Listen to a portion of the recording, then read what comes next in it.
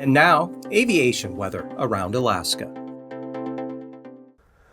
Monday morning's flying weather shows IFR here, northern Bering Sea across the Seward Peninsula, on up to the central Arctic coastal areas, with lower conditions inland here toward the central interior, and VFR here from the Yukon Flats right on down to the Alaska Range, and then some IFR in across the southern Copper River Basin area, Yakutat into the northern and eastern Panhandle.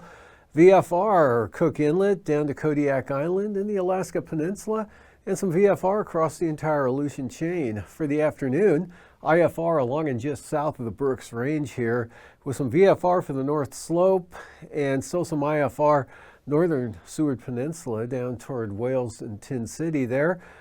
VFR St. Lawrence Island into the Yukon Delta, and still some IFR here up along the North Gulf Coast, but not as much.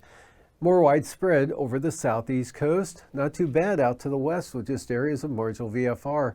For the afternoon, IFR here from the Wrangell Mountains on down across the southeast coast with marginal VFR there from, well, in the central areas here. And then marginal VFR through the central interior down to northeast Bristol Bay. And not bad here, southeastern Bering Sea, pretty much VFR, as well as the Alaska Peninsula, Kodiak Island, Adak Atka, and the Fox Islands. And then for Tuesday afternoon, we've got better conditions here. Pretty much VFR from Atka Island all the way up to the Alaska Peninsula. Still some lower marginal VFR in areas of northeast Bristol Bay. Across the Aleutian Range to Kodiak Island. South Central Alaska, mostly VFR for Tuesday afternoon. Right on up to the Yukon River there. Still some IFR along the central Brooks Range area and over the southeastern Copper River Basin, and less IFR now for the southeast coast. Passes Anatuvik and Adigan, marginal VFR at times for Monday. Lake Clark and Merrill, marginal VFR as well in the forecast, with rainy looking rather marginal. Windy, marginal VFR. Isabel, marginal VFR. Mintesta, VFR. Back to marginal for Tanita, marginal for Portage, and Chilkoot and White, IFR.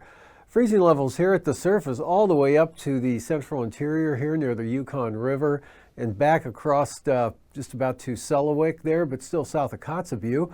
Otherwise, 2,000 to 4,000 feet over the southeast coast. Icing, two areas of the most significant potential for icing would be here along the eastern North Gulf Coast across the Panhandle, considerable moderate possible there, as well as the Koyukuk-Kobuk valleys out in toward the northwest coast, northward across Point Hope and Cape Lisburne to about Point Lay. And from there, looking at the jet stream here, southwesterlies 110 to 125 knots here right into the northern Panhandle.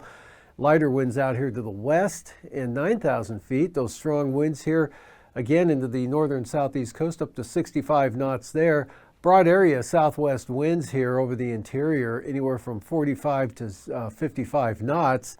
And then 45 knot westerlies, west northwesterlies over the northern Bering Sea. And at 3,000 feet westerlies of 45 knots there coming across St. Lawrence Island.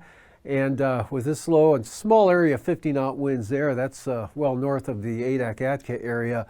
Main area of winds here with this low, and the next one coming up, 60 to 65 knot winds along in advance of the front as it approaches the coast of the Panhandle, and still a broad area of southwest winds anywhere from 35 to 45 knots. Again, St. Lawrence Island in across the northern interior on out toward the North Slope.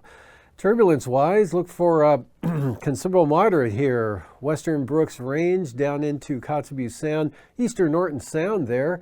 And also for the eastern North Gulf Coast and much of the southeast coast, light to isolated moderate for Adak tomorrow.